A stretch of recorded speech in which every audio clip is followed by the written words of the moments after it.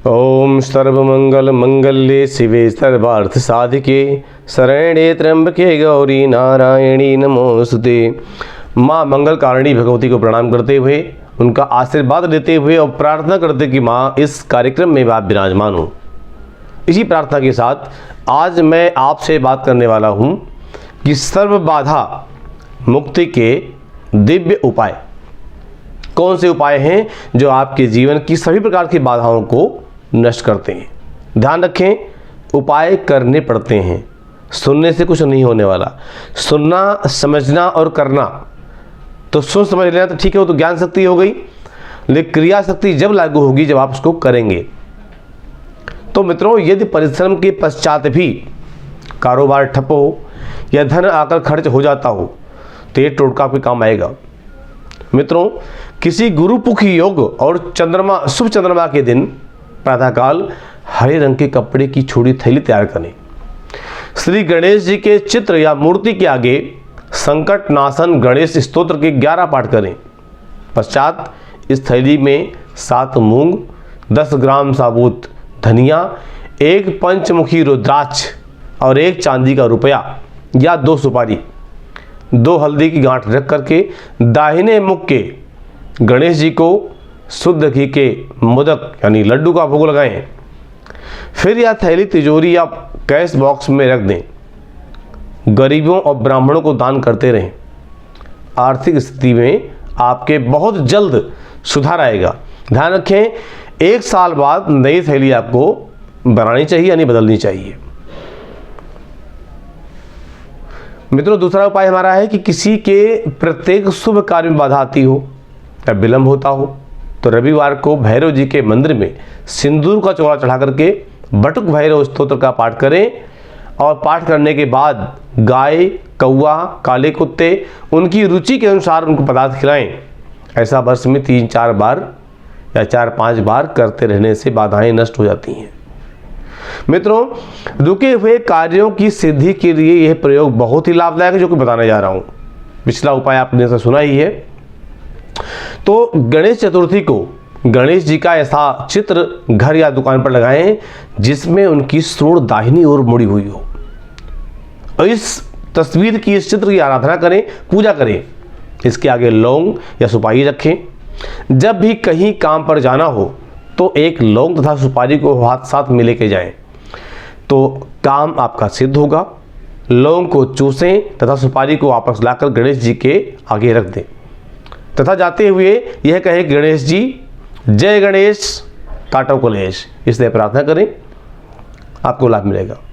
अगला उपाय हमारा है, सरकारी या निजी रोजगार क्षेत्र में परिश्रम के उपरांत भी सफलता नहीं मिल रही हो तो नियम पूर्वक किए गए विष्णु यज्ञ की विभूति लेकर, पहले विष्णु यज्ञ करना चाहिए आपको, उसकी विभूति भस्म लेकर के अपने पितरों की कुशा की मूर्ति बनाकर गंगा जल से स्नान कराएं तथा यज्ञ विभूति लगाकर कुछ भोग लगा दें और उनसे कार्य की सफलता हेतु प्रार्थना करें।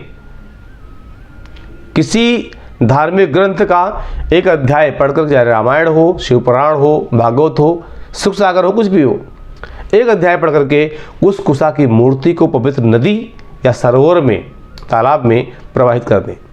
सफलता अवश्य मिलेगी। सफलता के पश्चात किसी शुभ कार्य में दान कुछ न कुछ जरूर दें।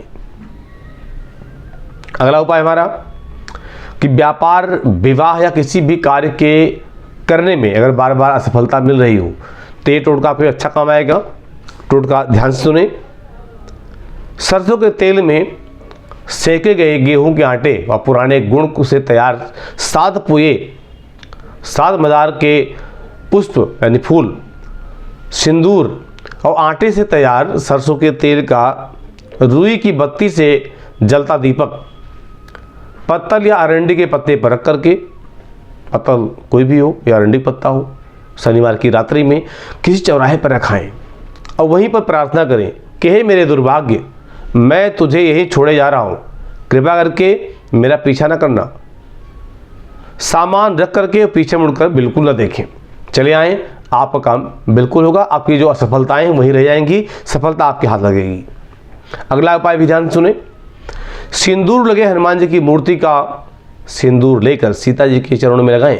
फिर माता सीता से एक श्वास में अपनी कामना निवेदित करके, प्रार्थना करके और भक्तिपूर्वक प्रणाम करके वापस आ जाएं। इस प्रकार कुछ दिन करने पर सभी प्रकार की बाधाओं का निवारण जल्द ही हो जाता है। अगला उपाय हमारा, किसी शनिवार को यदि उस दिन सर्वार्थ सिद्धि योग हो जाए तो बहुत ही अच्छा है। उस दिन सायंकाल के समय अपनी लंबाई के बराबर लाल रेशमी सूत नाप लें। फिर एक पत्ता बरगद का तोड़ें, उसे स्वच्छ जल से धो करके पोंछ लें। तब पत्ते पर अपनी कामना रूपी नापा हुआ लाल रेशमी सूत लपेट दें और पत्ते को बहते हुए जल में प्रवाहित करें। इस प्रयोग से सभी प्रकार की बाधाएं दूर होती हैं और कामनाओं की पूर्ति होती है। अगला उपाय ध्यान से सुने। रविवार को पुख्य नक्षत्र में, यानी रवि पुख्य नक्षत्र हो गया, एक कौवा अपना काला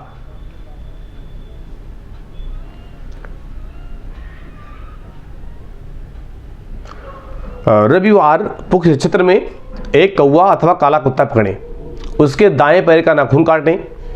इस नाखून को तावीज में भर करके धूप दीप आदि से पूजन करके धारण कर दें। इससे आर्थिक बाधा आपकी दूर होगी। कौया या काले कुत्ते दोनों में से किसी एक का नाखून लें, दोनों का एक साथ प्रयोग बिल्कुल नहीं करना चाहिए। ऐसा करने से आपकी जो बाधाएं हैं वो निवारण हो जाएगा। अगला उपाय हमारा इस प्रकार का है कि प्रत्येक प्रकार के संकट निवारण के लिए भगवान गणेश की मूर्ति पर कम से कम 21 दिन तक थोड़ी थोड़ी जावित्री चढ़ावें और रात को सोते समय थोड़ी जावित्री खाकर सोवें। यह प्रयोग 21, 42, 64 या 84 दिनों तक करना चाहिए। ऐसा करने से आपके संकट निवारण जल्दी हो जाते हैं। मित्रों, अगला उपाय इस तरह का है कि अक्सर सुनने में आता है कि घर में कमाई तो बहुत होती है लेकिन धन रुकता नहीं है, टिकता नहीं है। ये प्रयोग आपको काम आएगा। जब आटा पिसवाने जाते हैं आप, तो उससे पहले गेहूं में से, उसी में से 11 पत्ते तुलसी तथा 2 दाने केसर के डाल दें, मिला दें तथा अब इसको बाकी गेहूं में मिला करके पिसवा दें। यह क्रिया सोमवार शनिवार को करें, फिर घर में धन की कमी नहीं रहेगी। अगला उपाय, आटा पीसते समय उसमें 100 ग्राम काले चने भी पीसने के लिए डाल दें और ये प्रयोग केवल शनिवार को ही आटा पिसवाना है, उसी शनिवार को ये प्रयोग भी करना है। ये प्रयोग भी धन धान्य को स्थिर रखने के लिए होता है। शनिवार को खाने में किसी भी रूप में काला चना अवश्य लिया करें, धन धान्य वर्धन के लिए। अगर पर्याप्त धनार्जन के पश्चात भी धन संचय नहीं हो रहा है, यानी पैसा तो कमाते हैं आप लेकिन रुक नहीं रहा, निकलने का कारण बन जाता है, तो काले कुत्ते को प्रत्येक शनिवार को कड़वे तेल यानी सरसों के तेल में चुपड़ी रोटी उसको खिलाएं। आपको इस समस्या का समाधान जल्द ही मिल जाएगा। संध्या समय सोना, पढ़ना और भोजन करना निषिद्ध होता है। जब सूर्य अस्त हो रहा हो उस समय ये कार्य नहीं करने चाहिए। तो जब रात को सोएं आप, सोने से पहले पैरों को ठंडे पानी से धोना चाहिए, लेकिन गीले पैर नहीं सोना चाहिए।